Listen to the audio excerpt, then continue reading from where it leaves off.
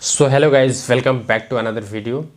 I am doctor M D Faizan, M D holistic health expert. जैसे कि आपको पता है कि चिकनगुनिया या वायरल फीवर, जिसे गांव में हम लोग लंगड़ा बुखार कहते हैं, ये होने के बाद आफ्टर फीवर, वायरल फीवर, जो जॉइंट पेन है, शोल्डर पेन है या वेकल पेन है, वेस्ट पेन है, वो ठीक क्यों नहीं हो रहा है। अभी का जो सीज़न है इसमें चिकनगुनिया फीवर बहुत स्प्रेड हो रहा है और बहुत जल्दी फैल रहा है। और वैसे भी चिकनगुनिया अभी के डेट में बहुत कॉमन डिजीज़ हो गया है और ये एक रूमेटॉइड अर्थराइटिस के तरफ इंडिकेट करता है, यानी क्रोनिक अगर होगा तो आपको रूमेटॉइड अर्थराइटिस भी हो सकता है। तो वही आज हम लोग समझेंगे कि चिकनगुनिया है क्या, ये इतना डेंजर्ड पेन कैसे लाता है और इसके साथ क्या क्या कॉम्प्लिकेशन है, किस चीज़ से इन्वॉल्व है ये सारा बात हम इस वीडियो में बताने वाले हैं। अगर आपने चैनल नहीं सब्सक्राइब किया तो प्लीज़ चैनल सब्सक्राइब कर लें, बेल आइकन को प्रेस करके नोटिफिकेशन ऑल पे कर लें ताकि मेरा जो भी नया नया अपडेट होगा सबसे पहले आपको मिलेगा। लाइक करना बिल्कुल ना भूलें। तो चलिए दोस्तों, वीडियो स्टार्ट करते हैं।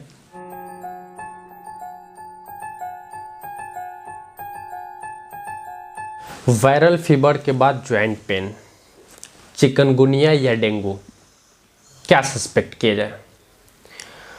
फिल अगर देखा जाए तो दोनों ही हो सकता है, या चिकनगुनिया भी हो सकता है और डेंगू, ये दोनों कंबाइन है। यानी जो दोनों बीमारी होता है वो एक ही मच्छर के काटने से होता है। जी हाँ, जो आपको डेंगू का फीवर सुने होंगे, डेंगू का मच्छर एडिस मॉस्क्यूटो, जी हाँ बिल्कुल, ये वही मच्छर है जो डेंगू फैलाता है, ये वही मच्छर है जो चिकनगुनिया फैलाता है। वेल कैसे, ये मच्छर हमेशा दिन में काटता है, ये भी आपको पता ही होगा। सो वीडियो को बिल्कुल स्किप ना करें। और ये वीडियो हम जनरल प्रैक्टिशनर और जो मेडिकल स्टूडेंट है उनके लिए है।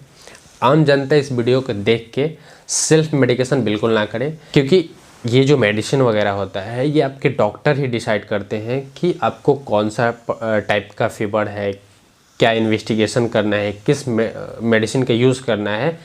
एज ए जानकारी, एज ए नॉलेज पर्पज़ के लिए आप ये वीडियो देख सकते हैं। या आपको कोई प्रॉब्लम है आफ्टर चिकनगुनिया तो आप कमेंट करके क्वेश्चन पूछ सकते हैं।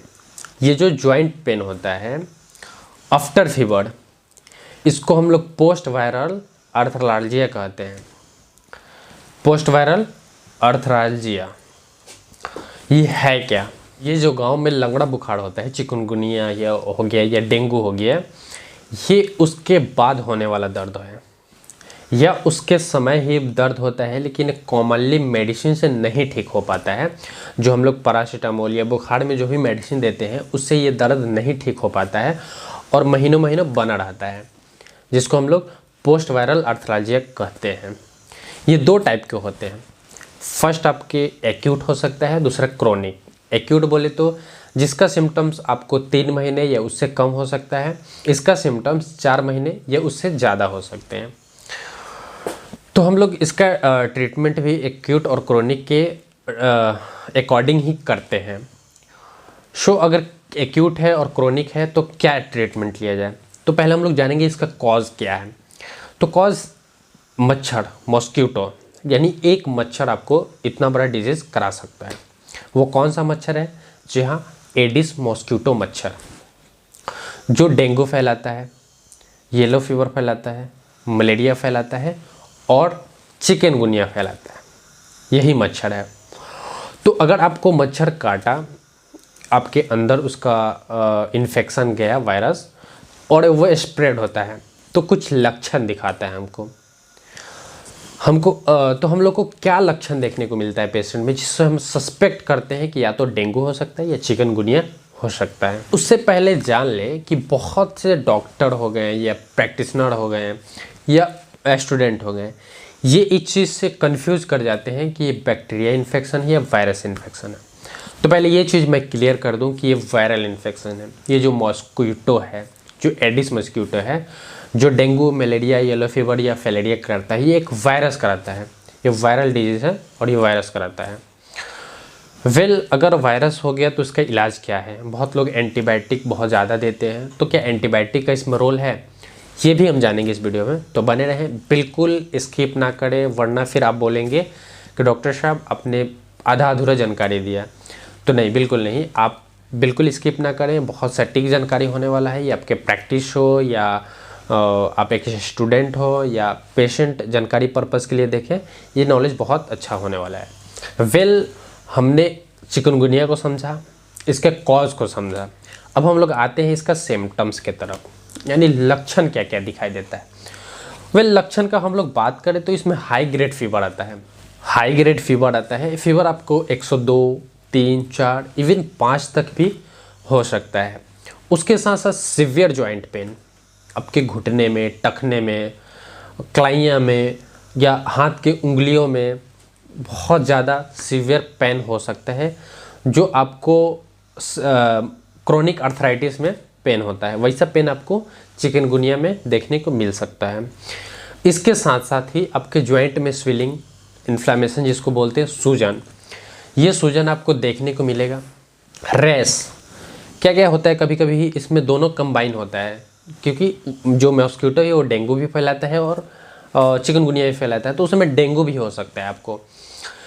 तो रैश आता है, बॉडी पे रैश होगा, या आपके आँख में आँख आपका लाल हो जाएगा, है ना, या ब्लीडिंग हो सकता है, मोशन से ब्लीडिंग हो सकता है, या ब्लीडिंग वोमिट हो सकता है।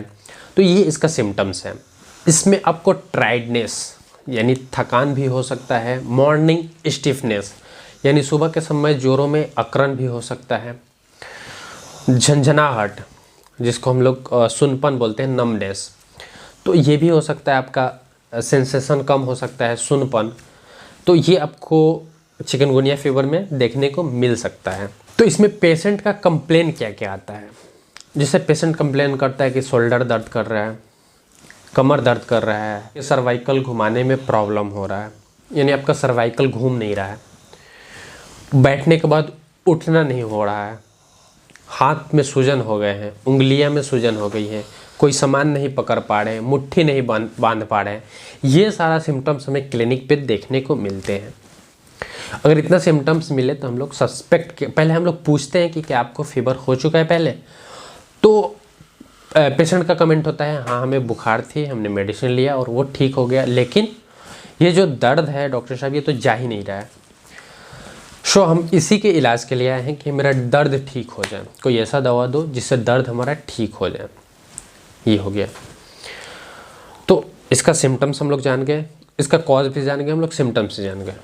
अब हम लोग बात करते हैं इसका डायग्नोसिस, यानी हम लोग जो इन्वेस्टिगेशन कराते हैं, जो जांच हो गया, परीक्षण हो गया, वो हम लोग क्या कराते हैं, कैसे इसको इन्वेस्टिगेशन करते हैं। फर्स्ट इन्वेस्टिगेशन आपका क्लिनिकली हो जाएगा। आपको क्लिनिकली पेशेंट से बातचीत करना है, पेशेंट से उसका लक्षण पूछना है, एग्जामिनेशन करना है। सेकंड आपका ब्लड टेस्ट हो गया। तो भाई ब्लड टेस्ट में क्या कराया जाता है, अगर पेशेंट बुखार पीरियड में आया, सीवियर जॉइंट पेन लेके, स्वेलिंग लेके, अकड़न लेके, ये सब लेके आया, तो हमें वहाँ सस्पेक्ट करना चाहिए या तो वायरल डेंगू हो सकता है या चिकनगुनिया हो सकता है। तो फर्स्ट हमें RT-PCR एक जांच होता है, RT-PCR चेक कराया जाता है। इसमें CBC कंप्लीट ब्लड काउंट कराया जाता है। देन आपको CBC हो गया, RT-PCR, ESR और CRP, ये चेक कराया जाता है। इतना टेस्ट इसमें आपको देखा जाता है WBC कितना है, WBC लो तो नहीं हुआ है, आपका प्लेटलेट कितना है, प्लेटलेट काउंट लो नहीं हुआ है, प्लेटलेट का काउंट नॉर्मल तो है, रैश दिखाई दे रहा है, तो हम लोग पहले प्लेटलेट काउंट पे जाते हैं। हालांकि अगर प्लेटलेट काउंट कम है तो डेंगू ही नहीं हो सकता है, ये और भी डिजीज़ में प्लेटलेट काउंट कम होता है। हम लोगों ने प्लेटलेट काउंट भी चेक कर दिया, RT-PCR भी करा लिया। इसमें CRP आपका बढ़ा हुआ आ सकता है, ESR आपका बढ़ा हुआ आ सकता है, क्योंकि आपके अंदर स्वेलिंग है, तो ये डिटेक्ट करता है। अगर आपका CRP पॉजिटिव है या क्वांटिटी में कराएं तो आपका बढ़ के आ रहा है, ESR आपका बढ़ के आ रहा है, तो ट्रीटमेंट क्या दें। अब हम लोग बात करते हैं कि इसमें ट्रीटमेंट क्या दिया जाए।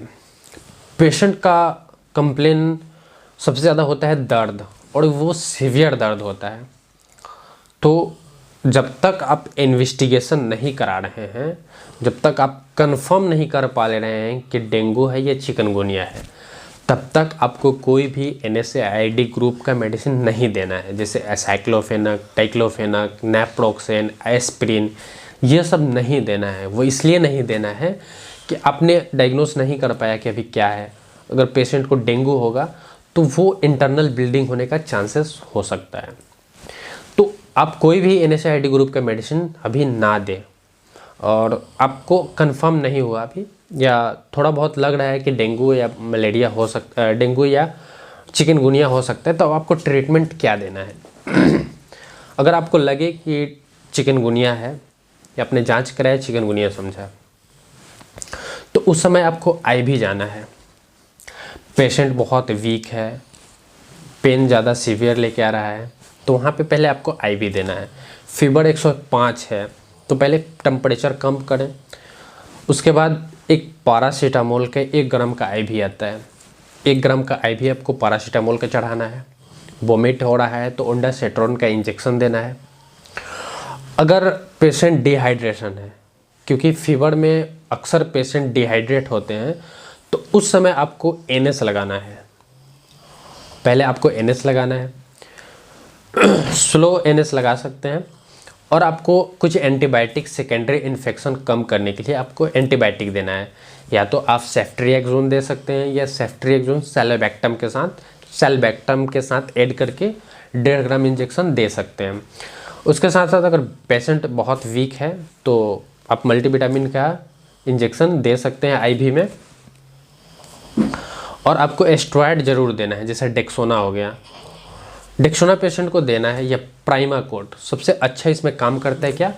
प्राइमाकोट। तो प्राइमाकोट दिया जाता है। ये हो गया मैनेजमेंट। फीवर कम हो गया, वोमिट रुक गया, पेशेंट डिहाइड्रेशन है तो NS और प्लस RL का कम्बिनेशन दे सकते हैं। उसमें आप मल्टीविटामिन डाल सकते हैं। प्राइमाकोट दे दिए।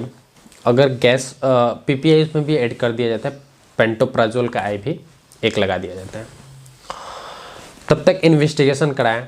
और ये ट्रीटमेंट आपको देना है 5 दिन तक।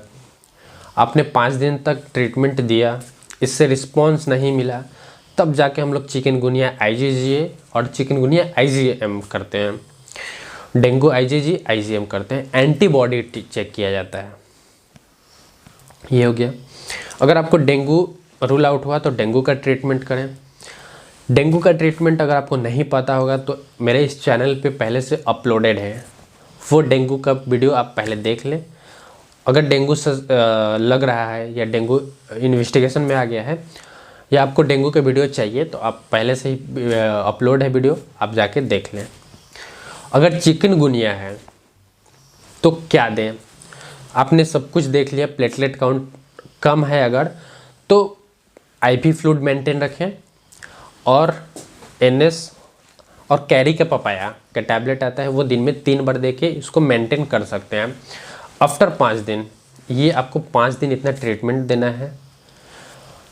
5 दिन के बाद अगर फीवर उतर जाए, यूजुअली 5 दिन के बाद फीवर उतर ही जाता है। अगर 5 दिन के बाद फीवर उतर जाए तो आपको पेन मैनेजमेंट करना है। मान लो पेशेंट बोल रहा है कि बहुत दर्द हो रहा है, दर्द में कुछ राहत नहीं है, तब जाके हम लोग जांच कराते हैं। नेक्स्ट डेंगू IgG और IgM, चिकनगुनिया IgG और IgM। इसमें आपको पता चल जाएगा डेंगू है या चिकनगुनिया है। अगर डेंगू है तो उसका अलग इलाज होगा, चिकनगुनिया है तो उसका अलग इलाज होगा। अगर चिकनगुनिया है तो उसमें आप NSAID ग्रुप का मेडिसिन दे सकते हैं, अगर प्लेटलेट ठीक है, रैश नहीं है। हालांकि रैश सब में नहीं आता है। और एक चीज़ और ध्यान दें, इसमें ग्लूकोज नहीं देना है। अब बहुत सारे आपके यूट्यूब पे वीडियो है, या बहुत सारे ऐसे डॉक्टर हैं जो आपको बोलेंगे कि ग्लूकोज का पानी पिलाएं या ग्लूकोज का बॉटल चढ़ाएं।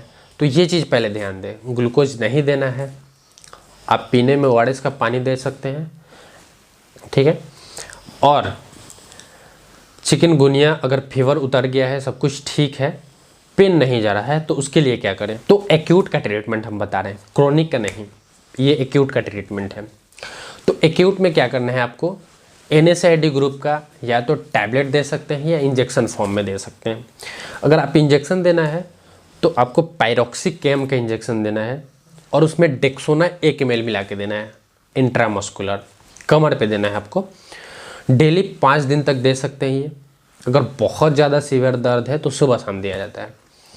5 दिन ने दिया आपने, 5 दिन में अगर बिल्कुल ठीक हो गया तो आपको 6ठे दिन से नहीं देना है। पहले हम लोग हो गया पैरोक्सिकेम। सेकंड आपका मेथाइल कोबालामाइन का इंजेक्शन दिया जाता है। मेथाइल कोबालामाइन 1500 से 2500 mcg आपको डे में दिया जाता है, दिन में एक बार। तो 1500 से 2500 mcg या पहले आपको हायर डोज दिया जाता है, जैसे 6000 mcg आपको फर्स्ट डे दिया जाता है, देन उसके कल होकर 1500 mcg दिया जाता है। तो ये हो गया सेकेंड। जैसे ये सिम्टम्स का मैनेजमेंट हम बता रहे हैं, जैसे आपके पैर में नमनेस है, सुनपन है, झंझनाहट है, उसके लिए बता रहे हैं हम। तो ये हो गया। दर्द के लिए हमने बता दिया पायरोक्सिकम और डेक्सोना। तो ये 2 चीज़ हो गया एक्यूट के लिए।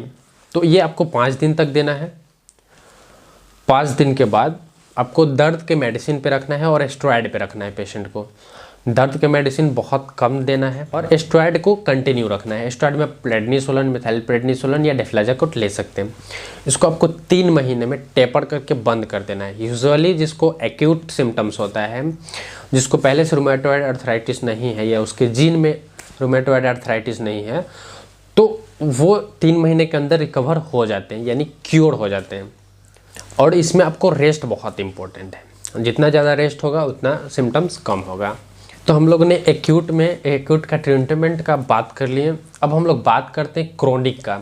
जैसे आपने 3 महीने तक ट्रीटमेंट दिया, अगर वो रिस्पॉन्स नहीं किया या 3 महीने तक नहीं ठीक हो पाया, तब क्या करेंगे आगे फिर हम लोग रूमेटॉइड अर्थराइटिस के तरफ जाते हैं, क्योंकि ये चिकनगुनिया रूमेटॉइड अर्थराइटिस करा सकता है। ये जो चिकनगुनिया है सीवियर रूमेटॉइड अर्थराइटिस करा सकता है। तो उसके लिए हम आर फैक्टर करते हैं, एंटी-CCP किया जाता है और HLA-B27 करके देखा जाता है, कहीं एंकाइलोजिंग स्पॉन्डाइलाइटिस तो नहीं करा दिया। तो ये चेक करा के देखा जाता है। अगर इसमें कुछ एबनॉर्मल आए तो हमें वही ट्रीटमेंट देना है जो रूमेटॉइड अर्थराइटिस में दिया जाता है। तो रूमेटॉइड अर्थराइटिस में हम लोग बहुत सारे मेडिसिन दे सकते हैं जो आपके रूमेटोलॉजिस्ट सजेस्ट करते हैं, जैसे मेथोट्रेक्सेट हो गया, हाइड्रोक्सोक्लोरोक्विन हो गया या सल्फासालाजिन हो गया। ये मेडिसिन कैसे लेना है, इसका ड्यूरेशन क्या होगा और ये आपका ठीक कैसे होगा, ये आपके रूमेटोलॉजी डिसाइड करेंगे। अगर आप लोग को इसका वीडियो चाहिए कि पोस्ट वायरल अर्थलाजिया का ट्रीटमेंट बताइए, तो हम लोग नेक्स्ट वीडियो में इसका बात करेंगे। वो सीवियर, क्योंकि हमने एक्यूट का बात कर लिया, जो आपको चिकनगुनिया है उसका हम लोग बात कर लिए। ये जो चिकनगुनिया आफ्टर क्रोनिक हो गया और वो रूमेटॉइड अर्थराइटिस में कन्वर्ट हो गया, तो उसका ट्रीटमेंट क्या है, उसका ट्रीटमेंट हम लोग नेक्स्ट वीडियो में बात करेंगे। ये आप लोगों के ये आपके जानकारी पर्पज़ के लिए वीडियो था और इसमें हम लोग कवर किए कि chikungunya fever, cause, symptoms, investigation के साथ साथ हम लोग इसमें ट्रीटमेंट भी सीखें। अगर वीडियो अच्छा लगा तो प्लीज़ लाइक कर दें, चैनल पर पहली बार आए हैं तो चैनल को सब्सक्राइब कर लें और एक शेयर अपने दोस्तों में ज़रूर करें। मिलते हैं आपको नेक्स्ट वीडियो में, तब तक के लिए जय हिंद, वंदे मातरम, लव यू दोस्तों।